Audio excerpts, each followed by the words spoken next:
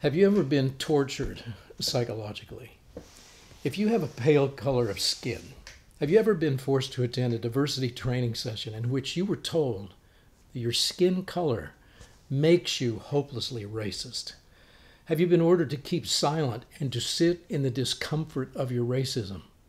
Have trainers and coerced minorities exploded with emotional drama and cruelty toward you because of your skin color? And because your skin color proves that you are a cultural oppressor. And if you have a darker colored skin, have you ever been forced to go to one of these diversity training sessions and play the role of the torturer?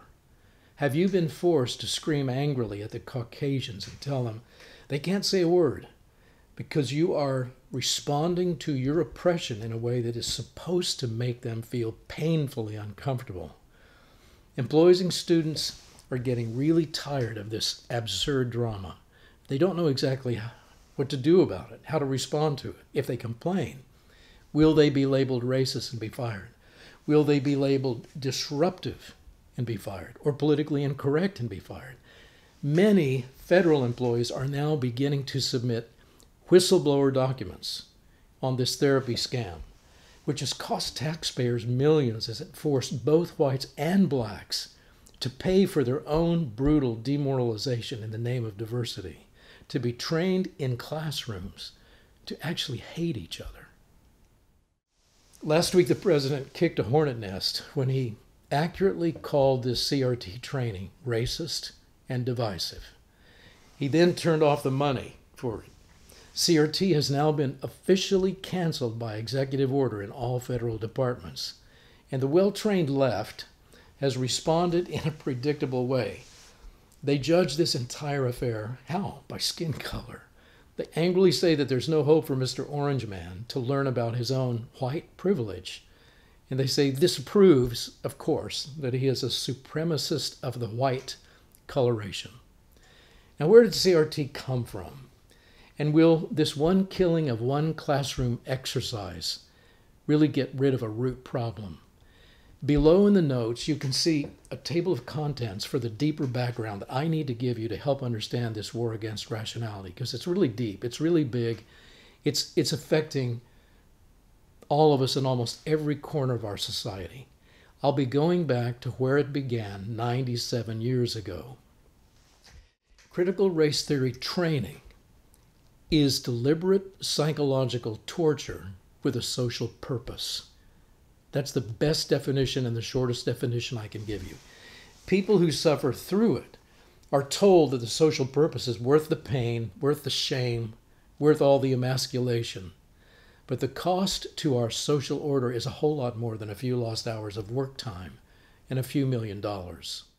This is because critical theory was designed almost a century ago to turn confident and independent men into pathologically passive, politically correct dependents.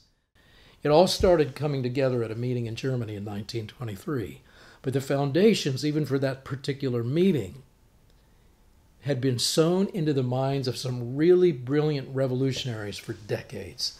They were devout Marxists, devout communists who had been following Marx and Lenin. Marx, he was a contemporary of Abe Lincoln. He was living in Europe in the mid-1800s. Historian Robert Wistrich summarized his life this way. He states that Marx was primarily engaged in an assault on the religious foundations of the Christian state of Prussia. And that's a pretty fair summary, but it's incomplete. What Marx really wanted was that Christianity be eradicated. He wanted Christianity dead in every nation. And Marx, what's curious is that Marx, when he was young, was known as a Christian in his youth. When he was 19, historians think, they think that was the year that he suddenly turned his back on any loyalty that he had to the Christian faith and transferred all of his energy into efforts to destroy the faith and any attached institutions, including the family. He hated the family. Marriage, he hated marriage. The free market, he really hated the free market. And Western civilization itself. His hatred was incalculable. It consumed his life and his writings, including fanboy poetry he wrote to Satan. Marx was a big fan of the developing pseudoscience of phrenology back then at that time, which was later rebranded by its proponents as psychology. And right in Marx's backyard, behavioral psychology was perfected as a social science to be used for purposes of social engineering. That's what he was interested in. How can we accelerate this decline and death of Christianity? We need to engineer society so that it absolutely totally rejects Christianity. And Marx believed that this tool was the force which could be used to speed up the final destruction of all Christendom. So Marx himself contributed. He wanted to play a role in this in his writings, and he developed and shaped a pseudo-intellectual practice of destructive, ruthless criticism.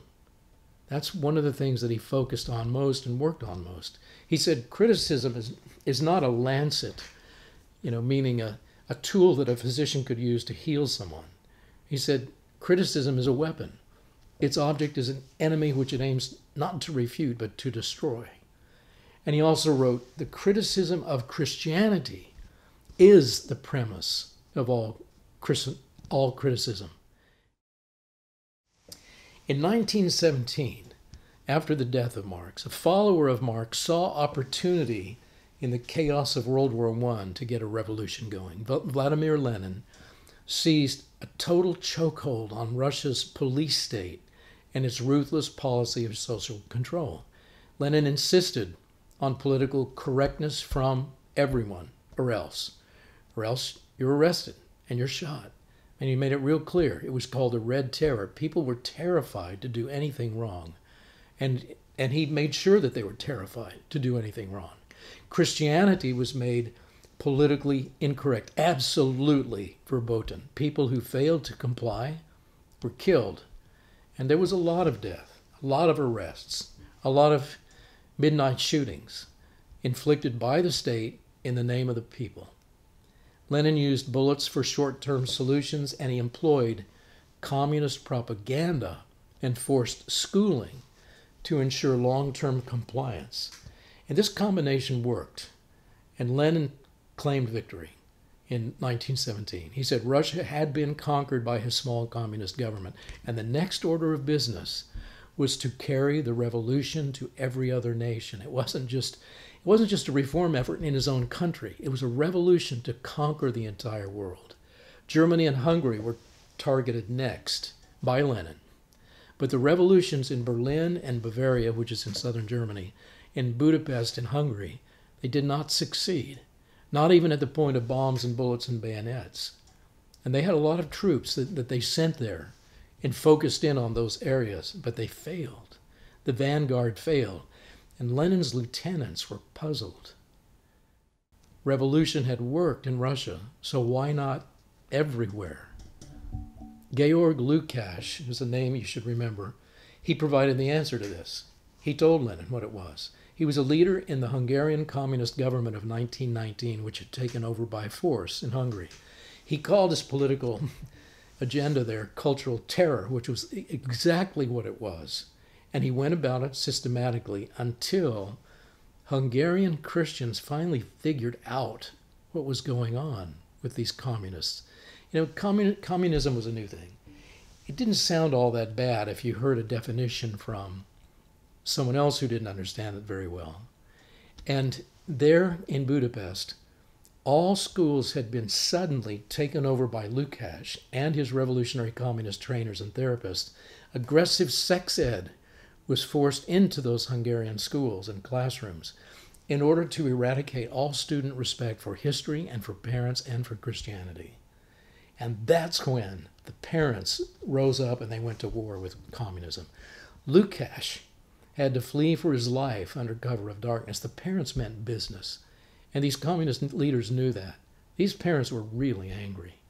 And that was the end of the communist government in that nation.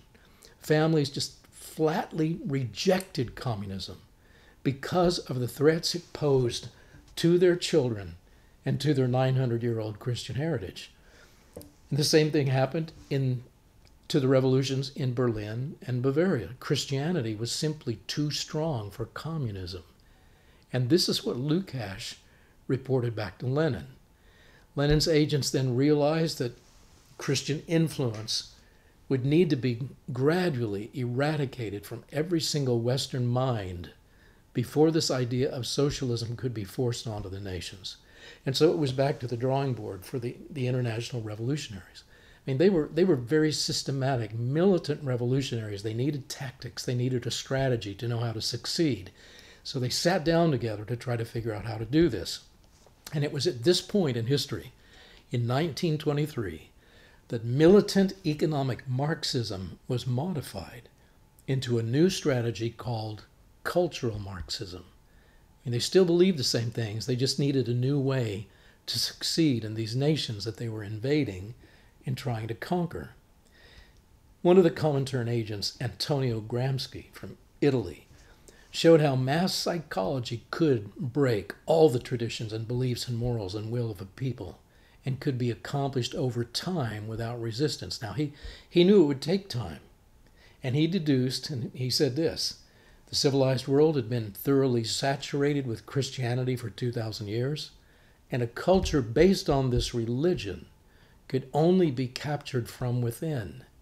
That's what he knew, and that's what he understood, and that's what he said, we're going to have to work on this slowly, with a slow march through all the institutions, from the top cultural institutions, the media, and the classroom, among others. But the classroom was the one that they focused in on the hardest, because they knew if they could, go behind the backs of these parents, like the ones in Hungary, and completely seduce the minds of the students, they could get these nations to turn to them in just 1 or 2 generations. So to begin this really long-term process, the very best agents, and they had a lot. I'll put some of their names right here.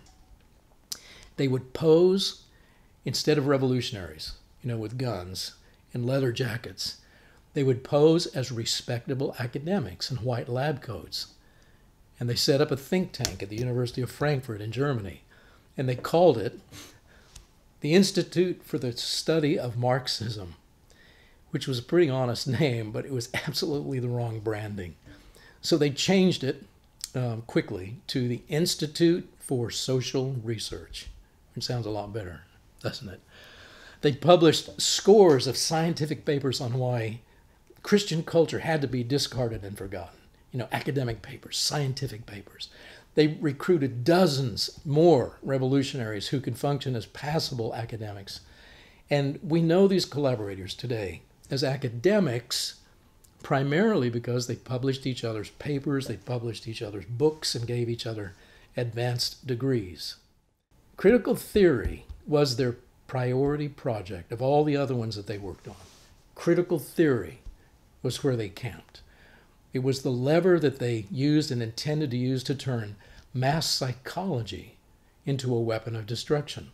And their goal never changed over all the years that they worked on it. And even today, those who follow it, even those who perfect critical theory into classroom exercises like critical race theory, the goal has never changed. People with roots in Christian culture and Christian thought and Christian traditions and Christian morality are a problem. And they would have to be demoralized by a classroom curriculum which would discredit Christianity and elevate the socialist state as the new boss, the new lawgiver, the new authority.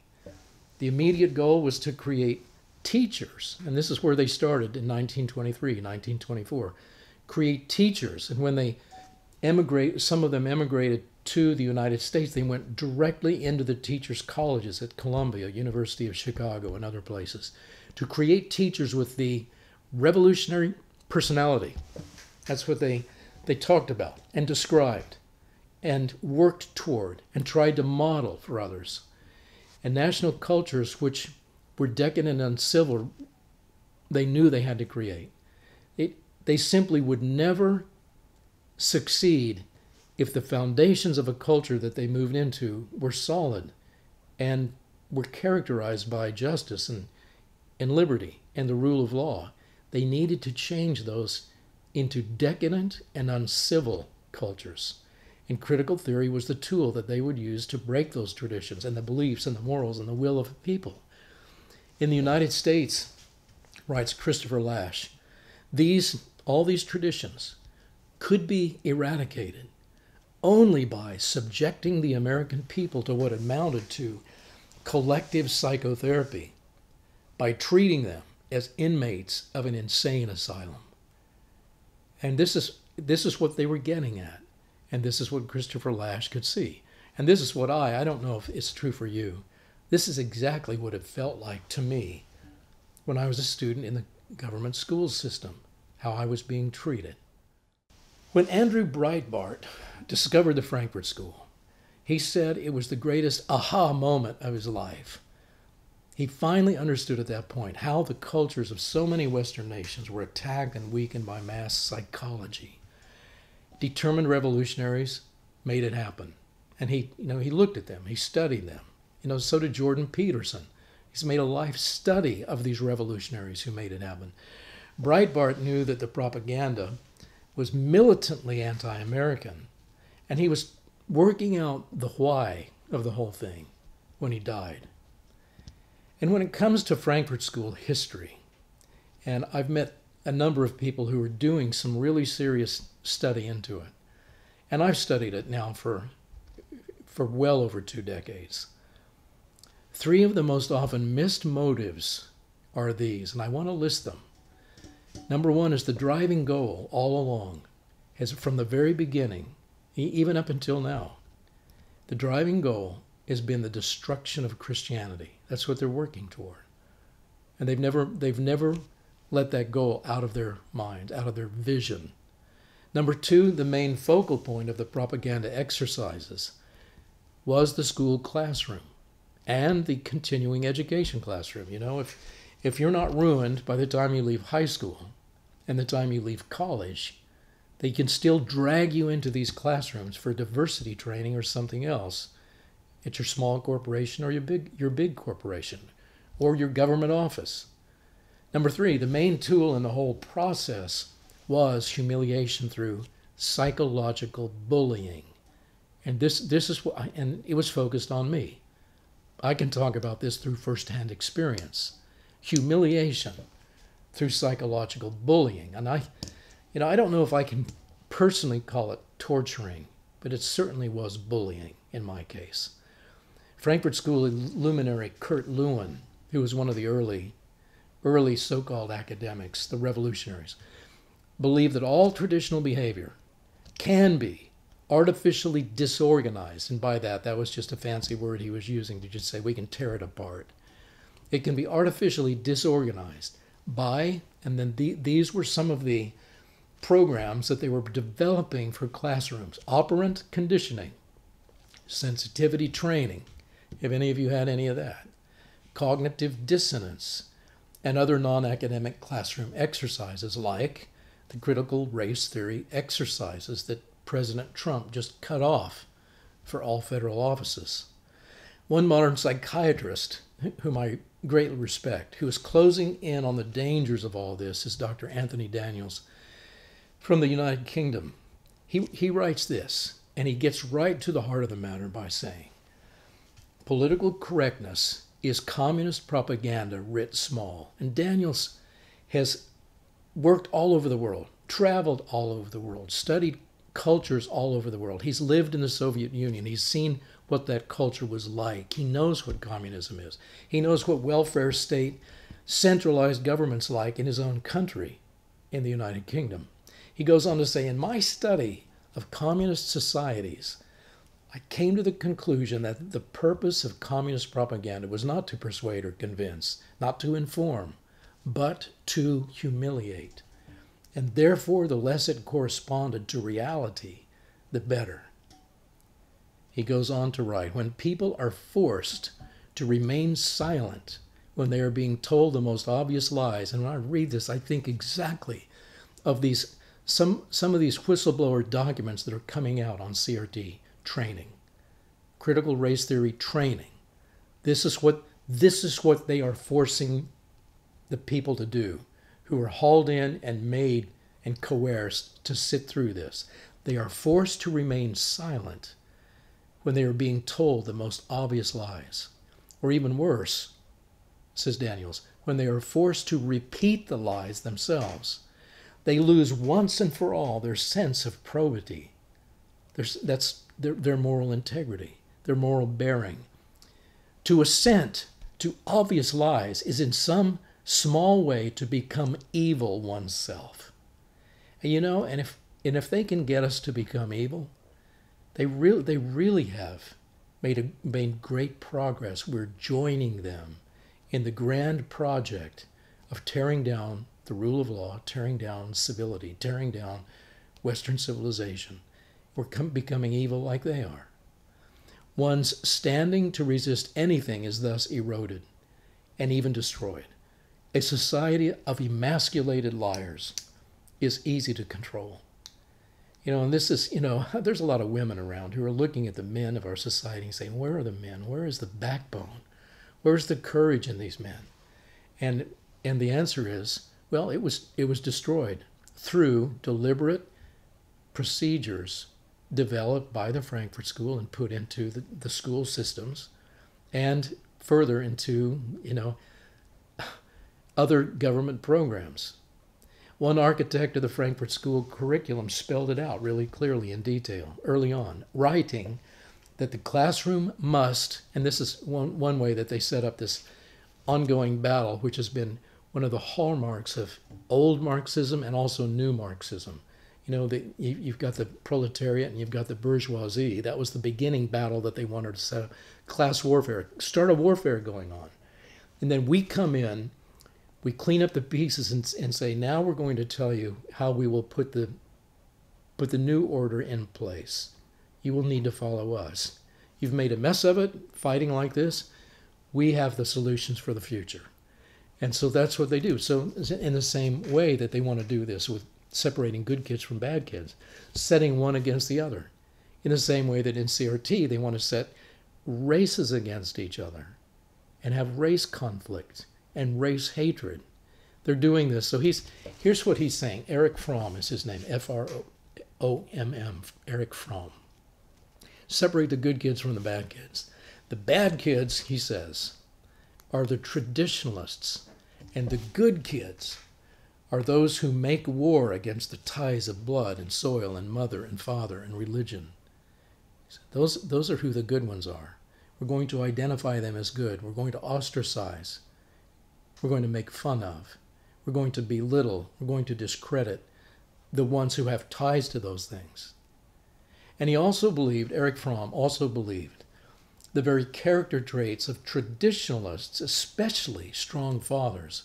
He said, the men with backbone, they must actually ultimately be criminalized in a country. And once you take control, you can do that. Erich Fromm taught educators across Europe and America that they must dislodge children from their parents' history and their parents' love.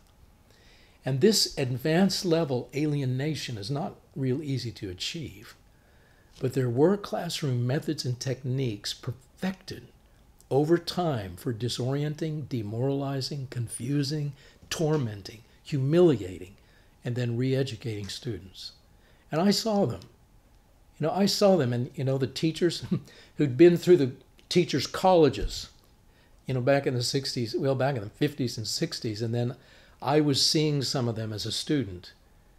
They had been given some of these curricula that they could teach in the classroom. And many of them didn't really know why they were doing it. It was the new pedagogy. It was what every professional teacher does. It's what we need to give these students to make our society healthy and to take it into the future. So they were doing it to me. Experiments were done in the 40s, in the 50s, in the 60s to perfect these techniques. And some of the places where they were worked on in private, the Tavistock Institute in the United Kingdom, at various U.S. military labs in the United States, where Frankfurt School emigres, actually, some of the original guys were given shelter and funding. Now, here's a story I'd like to tell you. About an experiment that was done. One really bright and highly independent student who had done really well in grade school, really well in high school. He was He was a brilliant mathematician. The people at his school just wanted to quickly move him into advanced education. They got him a scholarship at Harvard University at age 16. And they packed him up, and he went there. And as soon as he arrived, not quite as soon as he arrived, he'd been there a little while. He was recruited into a critical theory experiment. The year was 1958. And it was, and you can look this up on Wikipedia, and you will read, it was a purposefully brutalizing psychological experiment led by Harvard psychologist Henry Murray, who'd been working with the OSS and the CIA. Subjects were told that they would be debating personal philosophy with a fellow student. They were also told that they would have to write essays, and then that they would give the essays to the other student. And that student, and it turned out he was an attorney, part of the experiment, would confront and belittle the subject, making vehement, sweeping, personally abusive attacks, using the content of the essays as ammunition. They were supposed to be essays about what the student personally believed, where he wanted to go in life, what his aspirations were. And so this antagonist would take those and try to tear the student apart. And they would put electrodes onto the student, monitoring the subject's physiological reactions. And these encounters were then filmed, and the subject's expressions of anger and rage and confusion and not crying or whatever would happen were later played back to him repeatedly. The experiment lasted 3 years with this one young boy, and with someone verbally abusing and humiliating him every week. And this guy spent 200 hours as part of the so-called study, formal study. And the demoralization worked. Whatever ties the student had to probity, moral integrity, personal morality, and civility were taken away from him. He later saw nothing wrong with killing people with bombs to make political statements. His name was Ted Kaczynski. And this non-academic classroom exercise didn't sound much different from the ones that I was put through in my experimental American public schools. My friends and I developed a highly pessimistic worldview, marked by disorientation and confusion because we were taught that the world was meaningless. Here is the worldview we developed. We had a herd mentality with dependency on politically correct comradeship. We had a fear of being incorrect. We didn't want to be teased. We didn't want to be the odd ones out. We wanted to be part of the herd. We developed a confidence in the superiority of teachers and therapists because they told us they were superior. We had a cold intolerance to differing viewpoints because we were not supposed to have differing viewpoints. We were all supposed to think alike. We had a loathing of consistent high moral standards. We didn't like them. We didn't want them. We were told that we needed to find new and changing moral standards that would be dictated to us by the government, political correctness. We had a bitterness toward a traditional environment, which we were told had wronged us, and therefore we were, aggrieved victims of this Christian culture. They were the oppressors, our parents, etc., and the culture, we were the victims, and we were supposed to have a really aggrieved attitude. And so then we had an imaginary sympathy for all other victims of white male Eurocentric culture, which had been Christian. We had, and was developed into us, do-goodism. We have this emancipator mentality with the aggressive urge to force therapy, psychotherapy, on the psychologically inferior. And I remember, even in the lunchroom, in grade school, kids would say to each other, just because they'd heard it from others, hey, you need help. It was one of the choice insults, saying you need help, meaning you need psychotherapy because you're not normal. There's something wrong with you. We had a faith in the science of behavioral psychology because it was so important to our culture, because we were told it was. We had a quick willingness to endorse totalitarian means of change. If there's a problem in the society, Hey, get the government to do it by force, by dictate. Look to the government to fix the problem. We had a pessimistic distrust of European Christendom. That was very strong. We had a bold attraction to every liberating idea, especially sexual license, and our teachers even encouraged this. We had a bold dedication to actual experimentation with indecency. And that was different in different schools, but I do have to mention that one. We had a strong desire to alienate others from all things traditional, because that's what we did. That's what school kids did for one another. We laughed and mocked at the past. We had a sophisticated affinity for leftist politics and a hatred of conservative ideas. Anyone who would even experiment or talk about, thinking about, admiring a conservative politician, for example, would be put in his place and told, if you really want to succeed in the world, you will align yourself with the radical left and leftist politics. And so the tool which did this to us was critical theory.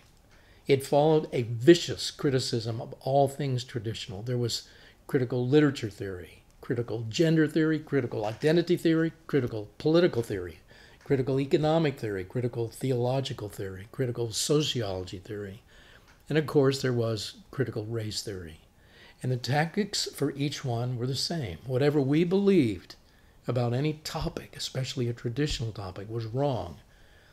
And we were made to feel humiliated until we changed our beliefs. And the pressures put on us in the more severe cases were nothing short of psychotherapeutic torture.